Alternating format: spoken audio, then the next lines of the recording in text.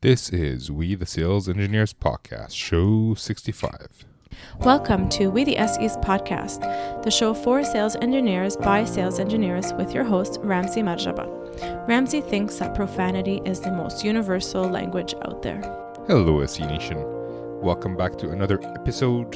So, this week, again, it's a solo show, mainly because there's a topic that I wanted to talk about, and it is about the interview process. Now, every SE who's done an interview could probably attest to the fact that interviews are not all the same. They change from company to company. However, there are some bases that are similar between all the different companies. Now, I've had 2 jobs as sales engineer, but I've had several interviews. A lot of them happened after I've been working at my previous job for a few years, 4 years, and I was looking to get out. I was looking to find another option as a sales engineer. So I can talk to those, and I'm sure everybody who has a different experience can actually share it on the show notes, or whenever I post this on LinkedIn or Twitter, we can start a conversation there. I do have a request before we get started. For those of you listening and have not left a review on iTunes or Google Play or wherever it is that you guys usually leave a review, I request that you guys go ahead and do that. It helps in several different ways. It helps the algorithm find for those SEs or aspiring SEs who want to find us, and it also, an honest review would help me improve my craft as a solo podcaster or interviewer, so which hopefully would then add value to you guys. All right, I decided for this podcast, like before I talk about the process itself, like step 1, do this, step 2, this is what happens. I wanted to go through my first job posting, my first process as a sales engineer. Like when I first applied to my old company, which is Spirent, until I got the job, because I was going through those emails and oh my lord, the way I was responding, it was just weak. I was trying to sound professional. Like I would do it way differently right now, but I figured it'll be fun to go back.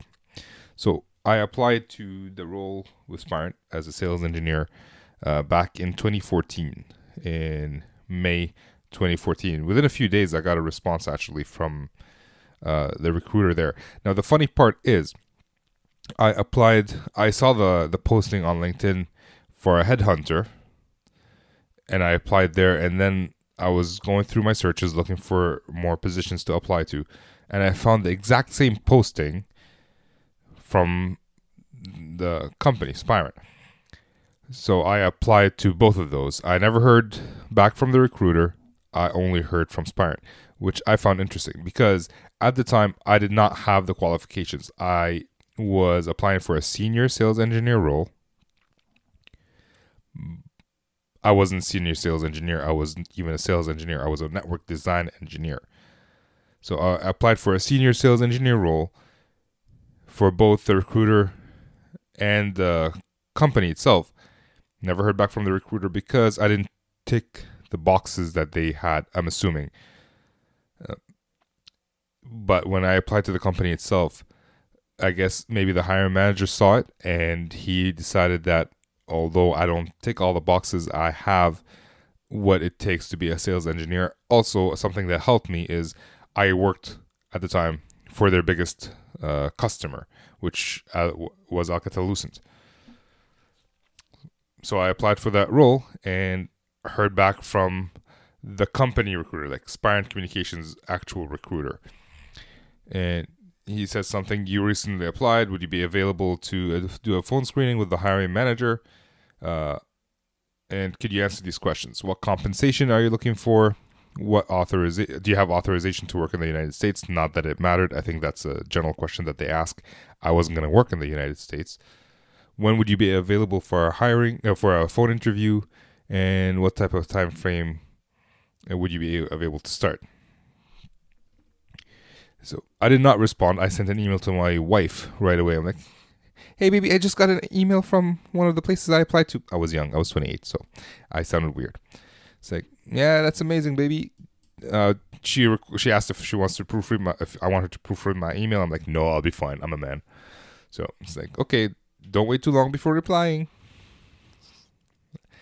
So I replied, and what did I say? It's like, hi, Mr. Recruiter. Thank you for getting back to me. If the hiring manager is available, I am available between Tuesday 12 and 2 and Thursday blah, blah, blah. If they're not available, please let me know and I'll fit my schedule around it because, I was very busy at the time. And I asked for a salary range. Since then, I haven't really said what range I want whenever I'm interviewing people. I just told them how much I get paid, which generally means I want to get paid more. And just so you guys know, I was desperate to leave my job at Alcatel-Lucent when I was doing this because it was a great place to work, but I was severely underpaid. And my management knew it. They just couldn't do anything about it. At the time, Alcatel-Lucent wasn't doing great, so there weren't that many raises being handed out to many people. So I wanted to leave. And as for a time frame to start a new position, I need 2 to 3 weeks of notice to finish off my projects. And then we set up a call with the hiring manager, who actually missed the call. So I was waiting. I was at home working from home. The manager never showed up for the call, and this makes me cringe. It's like, hey, Mr. Recruiter, I wanted to confirm that the call was scheduled for today at this time, which was almost 10 minutes ago. That was so passive aggressive. I'm reading it right now. I feel like it's passive aggressive. Please let me know if I'm mistaken. So I could have dealt with it better. Like I could have hey, Mr. Recruiter, are we still on? Something like that. I just want to make sure we're on. I didn't miss the time. Nicer about it. Anyways, so I got back. The process was I interviewed with the hiring manager right away. He did the screening call. In some cases, the screening call is done by the recruiter. And the screening call is just to tick a few boxes to make sure that, we're on the same page. I would be I tick the boxes in the job description that they're looking for.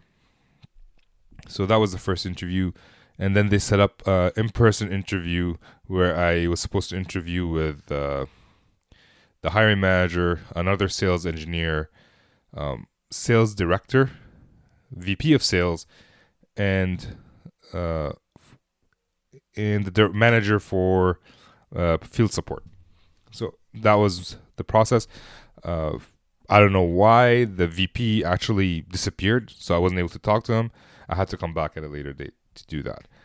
But the whole thing, I applied in May and I started working there in July. That's after 3 weeks notice, so it took a while. And the thing that I noticed is that the more I followed up on this position, and I wasn't used to following up at this point because I was network design. If the customer didn't reply to me, I didn't care because there's nothing on the line. There's no sale on the line. It's just, I have to do a network design. If they didn't answer me and didn't get back to me about what they want, that's their problem. Until they come back at me and say, hey, we have 2 weeks to finish the project. I'm like, that's not going to happen. So that was my first experience interviewing as a sales engineer. I did not have to do a demo. I know other folks who interviewed for a position in Canada afterwards had to do demos. But for me, when I asked my manager, you asked this guy to do a demo, you never asked me to do a demo. It's like, well, I asked you to explain this protocol, and you went and used the whiteboard, and you basically did the demo there. So it was a little bit unconventional. There was no demo there, but it was more of he wanted to see if I can explain stuff in a technical fashion, in a way that he would understand and other people would understand. So that was my first interview as a sales engineer. I did another interview with a company that does security for IoT, like coding-based security. where they jumble, like you write a code in C, they jumble it up so people can't decode it and see what's there. And that was also, I had a long screening interview with the recruiter. Again, the company recruiter. So not a headhunter, a company recruiter. I've actually never gotten a job through a headhunter. I've had several people approach me, but whenever they approached me, it wasn't the right time. I wasn't looking for a new job. I was happy or whatever it was. And most of the people that approach me actually want me to go back and work at Nokia. They're looking for people to work at Nokia. So it just never worked out. So this was the company recruiter. And she basically went through the job description and asked me, like, can you do this? Can you do that? Can you do this? So that was it. In some cases, I couldn't do everything that they wanted. But, I was good enough on the phone that they would want me to come in for a face-to-face. So that process was interview with the recruiter over the phone, come in. They had an office in Ottawa. I interviewed with a couple of different people there.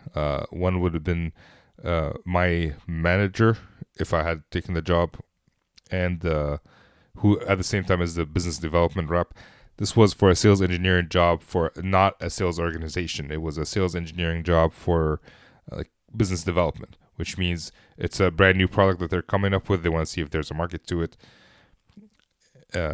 So that was it. And then I interviewed with a different department, sales engineering manager and a business development manager somewhere out west. Somewhere in Europe. And I had a project. They asked me to explain something about how a compiler works, C++ compiler works. So I had to do a lot of research and write up a report on how to do it. Now, I'm not a C++ expert. I used to do C++ in university. I did it at Nortel, and it wasn't really a great time. I didn't enjoy it, mainly because I was an intern there.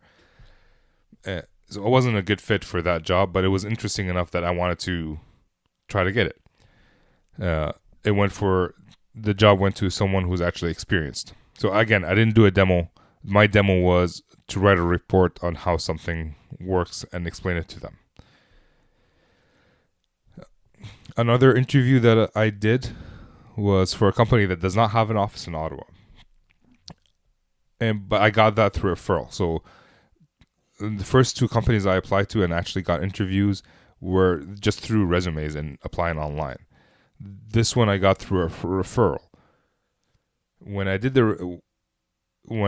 Before I was referred to it, I had met with the sales guy who had referred me, and then he wanted me to meet the director of sales before he actually went through the referral process.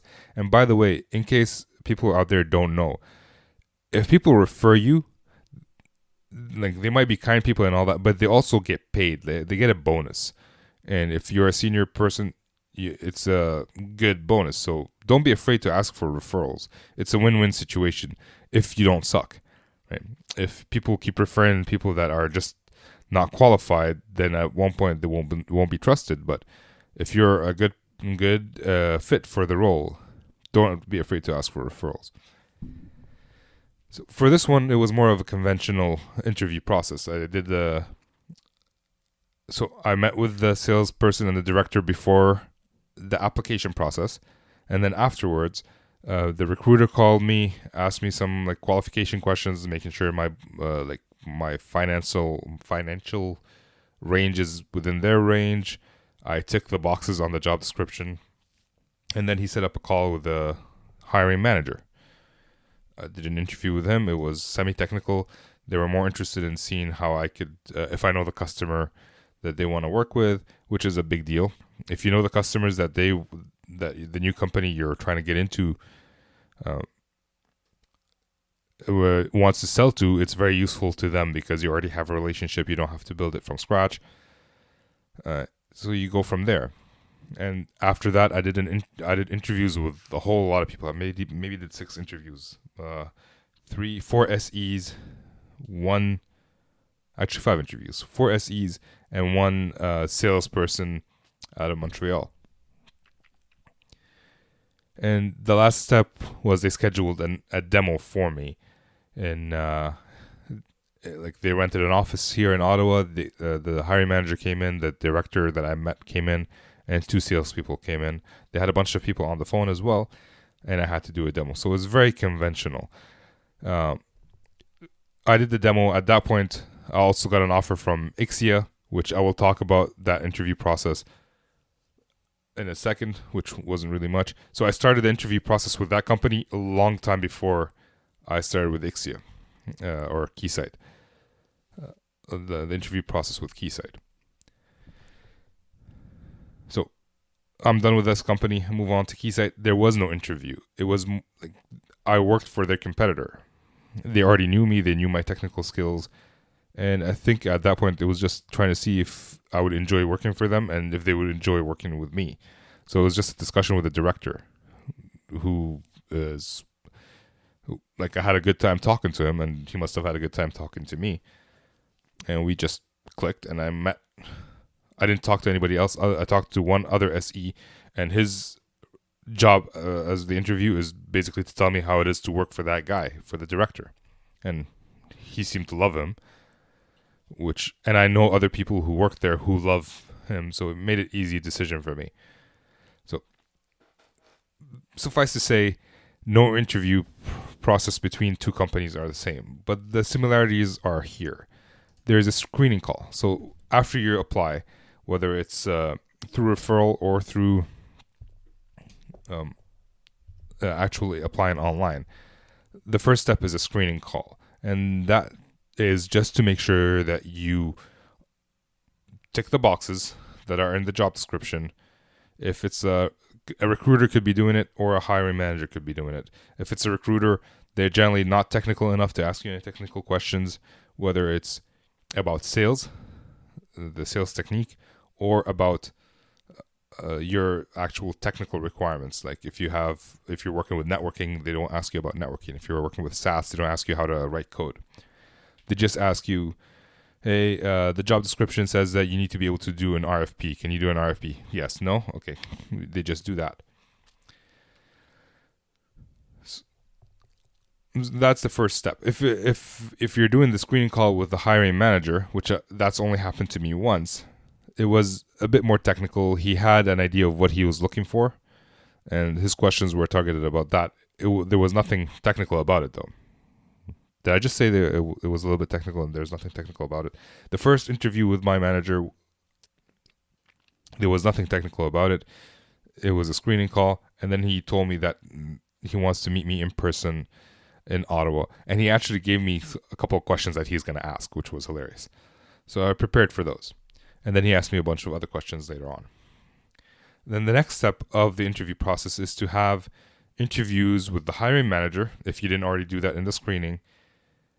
And if that goes well, you would interview with a bunch more people, salespeople, SEs. It could go up to all the way to the VP, which happened to me with Spirent, a VP of Sales Engineering. And they're basically the same questions that are asked over and over. Like, there aren't that many questions that you can come up with as a sales engineer. Like, what are you going to discuss with a person? So the thing about sales engineering is that you can apply to industry that you've actually never worked in before. So I applied for a sales engineering job at a company that does C++, which is something I've actually never sold. And as part of my professional career, not my internship, my professional career, I've never done.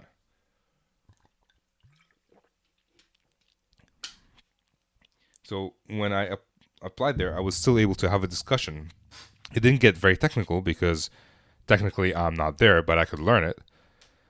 They were more interested in how I do the sales process. So you're still able to apply into different industries if you're a sales engineer, as long as you have the process down. And where was I? So you do the screening with the recruiter or the hiring manager. You then do interviews with a bunch of other SEs who ask the same questions as the manager did. It could be a little bit different here and there. It could be questions that the manager thought of afterwards, and he asked them to ask the interviewee. And then usually step number 3 is to come in for a demo. By the way, step number 2, I'm combining a whole bunch of interviews. For every company you you apply to, there could be a different number of interviews for step 2. I've ranged from 1 to I've actually had 9 at one point. Then you have some form of like demo. It could be an actual demo where you sit and show your product or a product, or it could be to explain about something via email or on the whiteboard. Now, if you're doing a in-person demo, I've had these requests where you can either do a demo for the product that the company sells that you're interviewing for, or a product that you're interested in. So for the demo that I had to do, I actually ended up demoing X.AI, which I did a demo to Peter Cohen on it. It's not a very complicated product, but it was able to show my basic skills. I didn't know, I thought I did good. It seems that they didn't make that decision at the time, but I had received an offer from Ixia, and I told them I'm gonna have to pull out of this interview process because I just received an offer. I accepted an offer from a different company. So that's step number 4, doing a demo, and I guess step number 5 is waiting for a decision to be made. The tip that I would have here is follow up. Especially if you're in a competitive situation, just follow up. Or even if you're not in a competitive situation, if you just want to know what the outcome is, just follow up. There's nothing wrong with that. If you're not a sales engineer, you might feel weird about it right now because you're not used to it. But in sales, everybody follows up. If you're not following up as a sales engineer, there's something missing in your process. So that's it. As a summary, here are the steps. Here are the steps for the process. 1, apply. 2, screening interview. 3, interview with a whole bunch of people about technical and non-technical stuff. 4, do a demo. And 5, wait for a response.